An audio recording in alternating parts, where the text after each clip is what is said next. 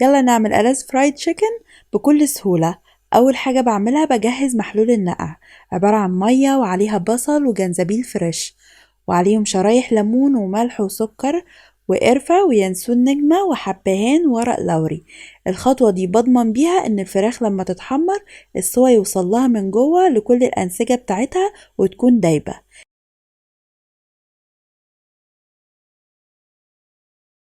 بسيبهم مع بعض من 6 ل 12 ساعة في التلاجة.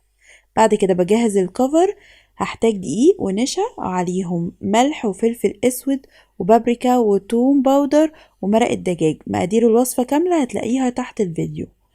بيكنج باودر وبيكنج صودا كمان ضفتهم.